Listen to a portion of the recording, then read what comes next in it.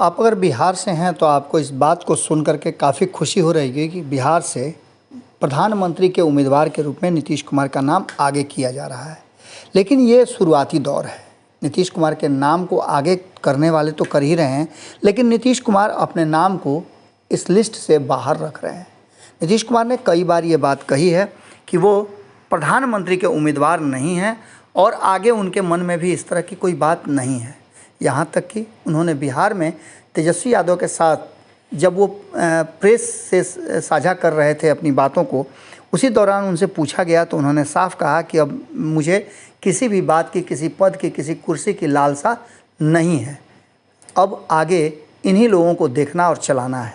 लेकिन इन सब बातों के बीच जो चीज़ें नज़र आ रही हैं वो साफ दर्शा रही हैं कि नीतीश कुमार नरेंद्र मोदी के विरुद्ध एक मोर्चा बनाना चाहते हैं, जिस मोर्चे का काम होगा 2024 में नरेंद्र मोदी को सत्ता से बेदखल करना।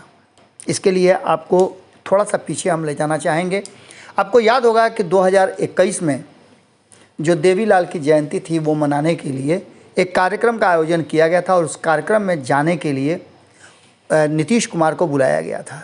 कई मुख्यमंत्री वहाँ पहुँचे थे, कई बड़े नेता पहुँचे थे, लेकिन नीतीश कुमार ने उससे किनारा कर लिया था। तब नीतीश कुमार एनडीए का हिस्सा हुआ करते थे।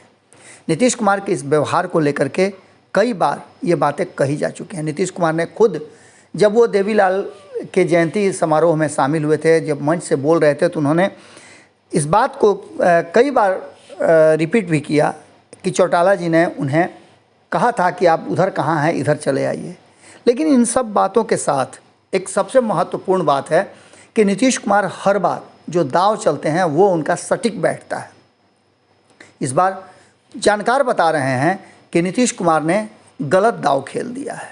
इस बार का दांव उन्हें राजनीतिक रूप से और संगठनिक रूप से, दोनों रूप से क्षति पहुंचाने वाला होगा। जब जब नीतीश कुमार अपना पासा पलटते हैं या पाला बदलते हैं तो एक किसी न किसी का शहादत हो जाता है उनके करीबियों में से। इससे पहले आपको याद होगा कि 2017 में जब वो महागठबंधन से एनडीए की तरफ गए थे तो शरद यादव का शहादत हुआ था। उन्हें अपनी शहादत देनी पड़ी थी क्योंकि उन्होंने स्पष्ट तरीके से इस बात के लिए विरोध किया था कि महागठबंधन से एनडीए की तरफ नहीं जाएं। लेकिन ये बात नहीं माने थे। शरद यादव पहले चाह रहे थे कि नीतीश कुमार एनडीए से भी बाहर नहीं जाएं, लेकिन नीतीश कुमार ने वो भी फैसला कर लिया। इसके बाद नीतीश कुमार 5 साल भी वहाँ नहीं टिक पाए और पुनः एनडीए से महागठबंधन की तरफ शिफ्ट किए। इसके पीछे नीतीश कुमार की जो रणनीति थी वो नीतीश कुमार ही जानते थे। 2019 के चुनाव में उन्हें ये साबित करना था कि वो बिहार में अधिक से अधिक सीटें जीत सकते हैं और बिहार के लोगों में उनका वर्चस्व है। भाजपा के साथ उन्होंने लोकसभा का चुनाव लड़ा और विपक्ष को, अपने पुराने साथियों को 2014 में जिन लोगों ने नीतीश कुमार को प्रधानमंत्री मानने से इनकार कर दिया था और एक गठबंधन बनते बनते रह गया था, उसका जवाब उन्होंने 2019 में दिया और उनके जवाब में काफ़ी तैस भी था। क्योंकि जहां एक तरफ 40 में से 39 सीटें एनडीए जीती, वहीं राष्ट्रीय जनता दल का खाता तक नहीं खुला। किसी तरह से कांग्रेस ने एक सीट जीत करके और इज्जत बचाई। इन सारी बातों को लेकर के चर्चाएं तो बहुत चल रही थी, लेकिन अब जो बदली हुई स्थिति है उसमें भारतीय जनता पार्टी जब से नीतीश कुमार के नाम का चर्चा शुरू हुआ है तब से ही काफ़ी अलर्ट हो गई है। आपको याद होगा कि जब पहली बार उपेंद्र कुशवाहा माफ़ कीजिएगा जदयू का हिस्सा हुए थे, उन्होंने अपनी पार्टी का विलय कर लिया था। उसके बाद से ही वो लगातार इस बात की चर्चा कर रहे थे क्योंकि उनका भी मकसद था बिहार में बड़े पद पर रहना। उन्हें ऐसा लगता था कि अगर नीतीश कुमार प्रधानमंत्री के उम्मीदवार बन जाएंगे तो बिहार की जो कुर्सी खाली होगी उसमें उन्हें भी जगह मिलेगी।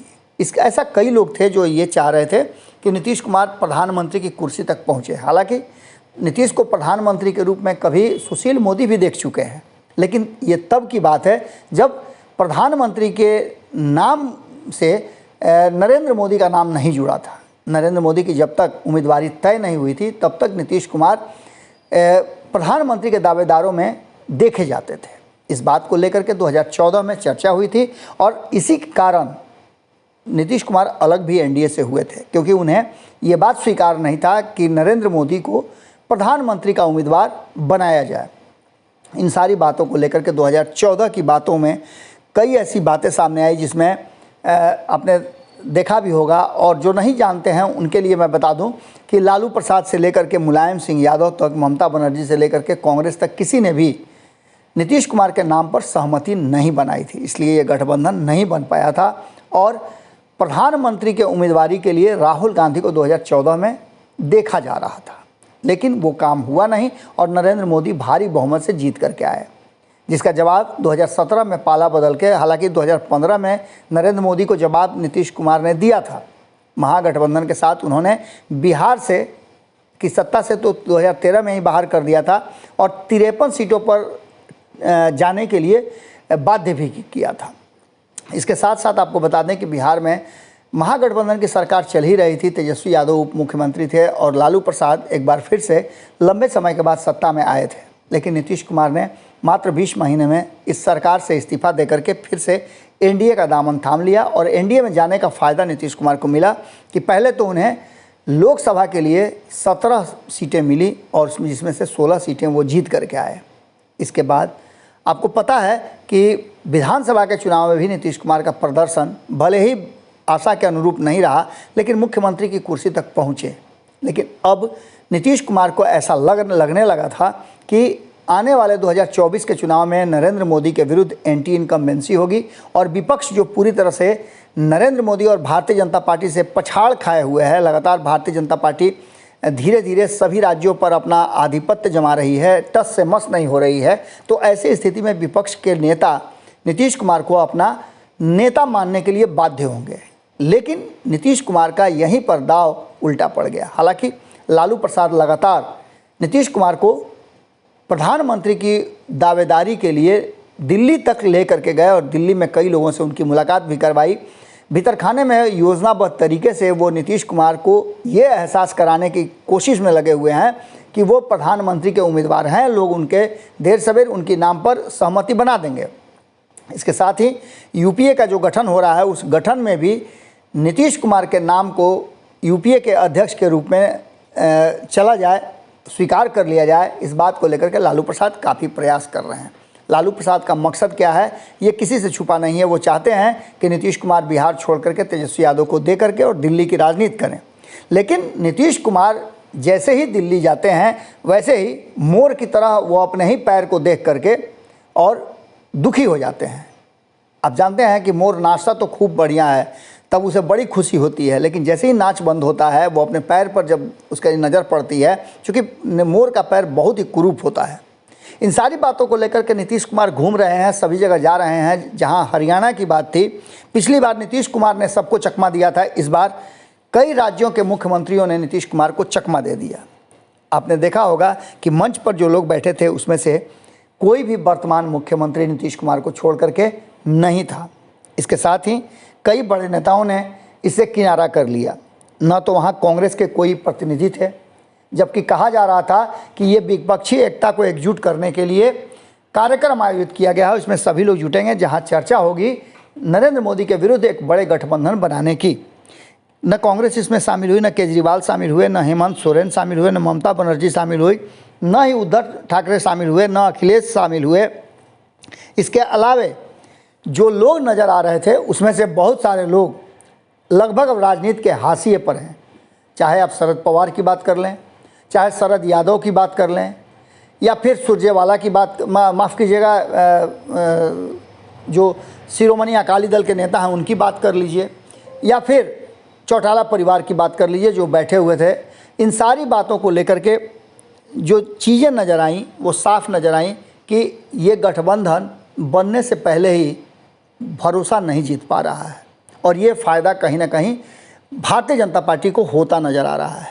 सभी देशवासियों के सामने एक संदेश जरूर गया कि विपक्षी एकजुटता में अभी कोई भी तैयारी नहीं है। कमज़ोर विपक्षी एकता नरेंद्र मोदी को नहीं हरा सकती है। इसके साथ ही आपको बता दें, जब दिल्ली लौटे नीतीश कुमार और लालू प्रसाद के साथ सोनिया गांधी से मुलाकात किए, तब भी उनके चेहरे के भाव बता रहे थे कि सोनिया गांधी से कोई पॉजिटिव बात नहीं हुई है। ऐसी स्थिति में कहीं ना कहीं नीतीश कुमार को चिंताएं तो होनी है। हालांकि लालू प्रसाद एक बार फिर से उन्हें भरोसा दिलाते नजर आए कि सब कुछ ठीक ठाक है, फिर 15 दिन के बाद हम लोग बातचीत करेंगे। लेकिन नीतीश कुमार ने जिस तरह से बातों को गोल गोल घुमाया, वो साफ बता रहा था कि सोनिया गांधी ने भाव नहीं दिया है। और इसके पीछे कारण है नीतीश कुमार की पिछली राजनीतिक जो उनकी इतिहास रहा है, वो बहुत ज़्यादा इसमें काम कर रहा है।